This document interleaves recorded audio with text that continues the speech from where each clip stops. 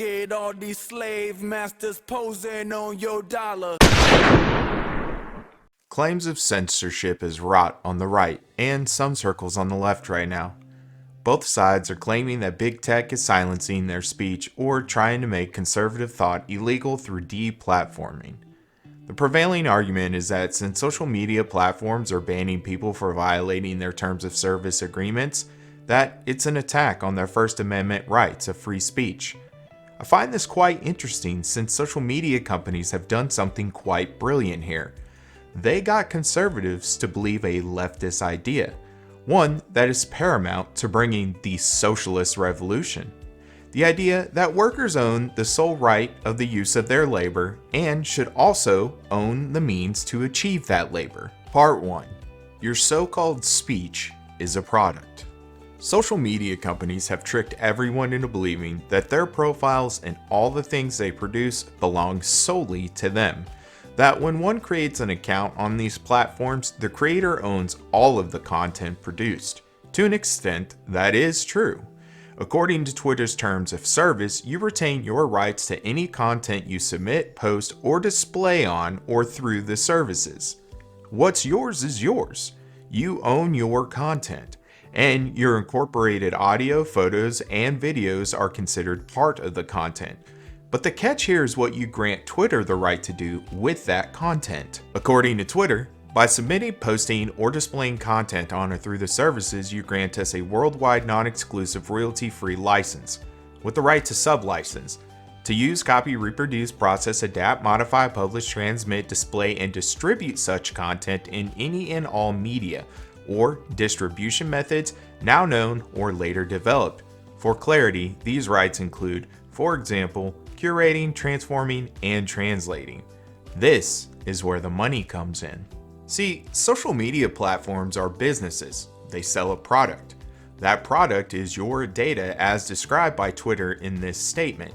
Such additional uses by Twitter or other companies, organizations, or individuals is made with no compensation paid to you with respect to the content that you submit, post, transmit, or otherwise make available through the service, as the use of services by you is hereby agreed as being sufficient compensation for the content and the grant of rights herein.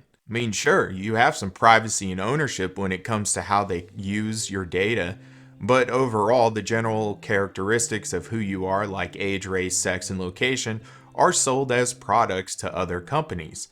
Social media platforms let you use their services for free under a terms of service agreement that you agree to when you create your own profile. When you use their platforms for any reason, you create data. Your labor creates a product that is then sold by the platform. This is one of the biggest ways their business model generates money. That data can be sold to advertising companies that will turn around and use that data to advertise products to you, or marketing firms to help them develop new products, or political entities that will then be used as propaganda. That data is also used to help them promote advertising on their own platforms. They let businesses have access to that data, filter, and then buy advertising strategies that are incredibly focused. Your data is a product that not only makes social media platforms money, but generally businesses as well. It's weird when you think about it. The more you use these platforms, the more likely you will also be losing money in the future. What do I mean? Eventually, some of this advertising breaks through your subconscious.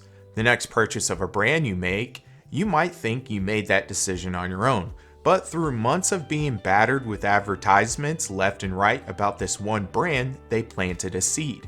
That seed grew into you believing that it was your own individual thought that brought you to the conclusion to buy that product.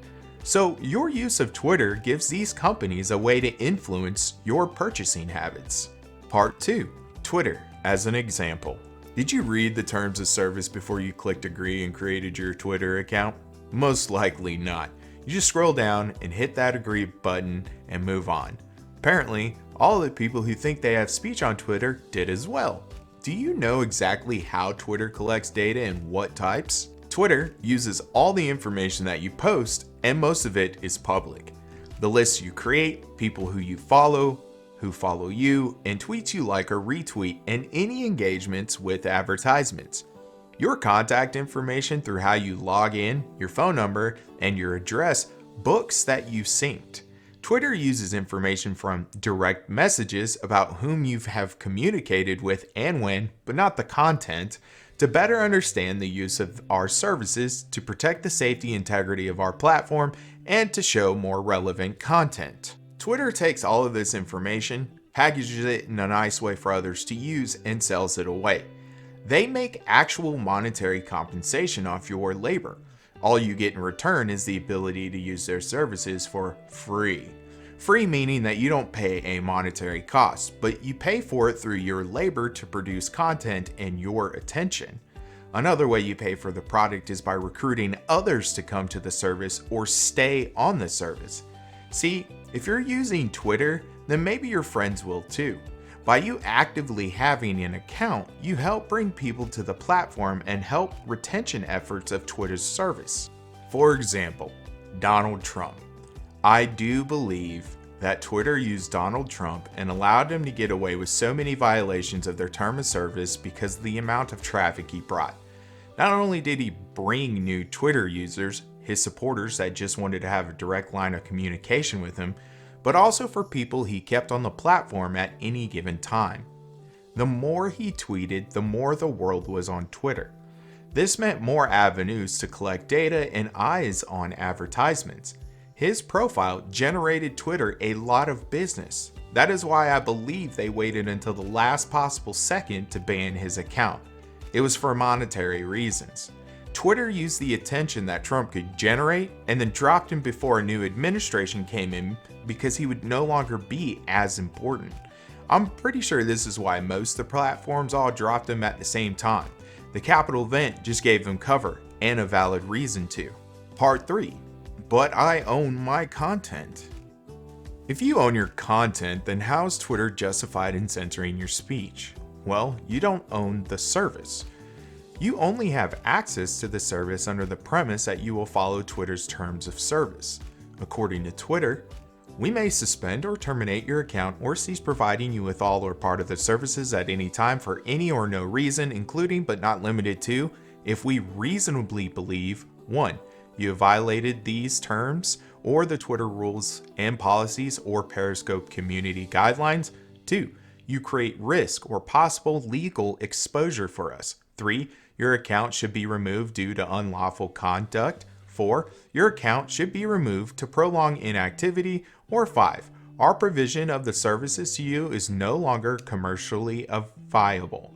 We will make reasonable efforts to notify you by email address associated with your account or the next time you attempt to access your account depending on the circumstances. Notice number 5. Our provision of services to you is no longer commercially viable. It's right there in black and white. Once you threaten Twitter's ability to profit, well, they don't need you anymore. Social media platforms are privately owned businesses and have the right to create services and products that follow all federal and state laws as they see fit. Twitter's policing of the many different environments created on its service is done to maintain Twitter's profitability. If advertisers don't advertise with Twitter because of X, and Twitter depends on that revenue to operate, they must change their service to accommodate those that pay Twitter's bills. It's basic market principles here. Like a coffee shop that only sold coffee. If 80% of the potential customers that came in only drank organic coffee and the business didn't offer any organic options, would it be smart not to begin offering that option to capture more customers? Of course it would. But for some reason, many Twitter users feel more entitled to the service than those that actually pay Twitter. But on the flip side, if there weren't enough Twitter users to justify spending advertising money with Twitter, then Twitter would still lose out. It's a balancing act Twitter must always contend with. Also, by Twitter's own words, when you publish content on their service, they pretty much have complete control over it and how it's used from there on out. So you own the content, kind of. I mean, you can claim ownership of your content to the extent that Twitter doesn't want to take responsibility for it. You can delete it as well, but that doesn't guarantee no one will ever see it again. Also, since the content you create are in way protected by law through copyright, trademark, and other laws, I wonder just how much of that content you really own. In Twitter's terms of service, it states, Twitter gives you personal, worldwide, royalty-free, non-assignable, and non-exclusive license to use the software provided to you as part of the services. This license has the sole purpose of enabling you to use and enjoy the benefit of the services as provided by Twitter in the manner permitted by these terms. The services are protected by copyright, trademark, and other laws of both the United States and other countries. Nothing in the terms gives you the right to use the Twitter name or any of the Twitter trademark, logos, domain names, other distinctive brand features, and other proprietary rights. I mean, you basically just own the black and white text that you type into every tweet. That's it, really. And ownership doesn't imply you can say whatever you want or that your freedom of speech applies here. No, it just means that you may use it and profit off it. You own those ideas. But when I really think about it, this concept that you have speech on Twitter and you should be able to say whatever you want stems from many people believing that words don't somehow have consequences, or that you can't be held accountable for what others do that listen to your words. That somehow freedom of speech means you have freedom from consequence of that speech. Well, you're in the wrong if you believe that. Even outside of Twitter, one can still face consequences for their words. You can't say you have free speech, but then say you're not responsible for all the consequences of it. That's like owning a dog and taking credit for it being potty trained, but then blaming the dog for biting another person. True ownership means that you take responsibility for both. You can't just say whatever you want without facing the consequences of your words, whether it be good or bad. That's not taking ownership. Ownership means that you own all of the consequences associated with it. I hate this picking and choosing of when people want to claim credit for their speech. Like if the outcome was good, it was their idea and they should get all the credit. But if the outcome was bad, then they meant it hyperbolically. They were joking or they were just not the ones that actually did it. So they have no responsibility for the outcome. But this just isn't how the world works. If you're going to be spreading baseless conspiracy claims that end up influencing people's actions, you are partly responsible for it. That's what Charles Manson was found guilty of. And if you violate the terms of service for a company, then you must accept the consequences of it. Part 4. Conclusion. No one has freedom of speech on any social media platform, period. The platform is owned by a private business. It is created and maintained by its employees. They have absolute control over their services within the confines of the law. Many people on the right are pushing to reclassify social media companies as some sort of news agency. But why do this? Why not just build a public utility that is paid for by taxes and creates a digital commons for all to enjoy? That way you can claim free speech all day if the government bans you for some reason. Then we wouldn't be subjected to algorithms and mass marketing that influences our behaviors. Our data couldn't be sold to be used against us. Why not create a government digital commons, a place that is owned and controlled by the people for the people? Understand why one would think that they have the right to say what they want on these platforms. You think that Twitter is somehow the commons, and just like you can walk outside in your front yard, scream, "Fuck Donald Trump" at the top of your lungs and walk back inside your house with no consequence, you should be able to do the same on Twitter. But you can't. You don't own Twitter's service.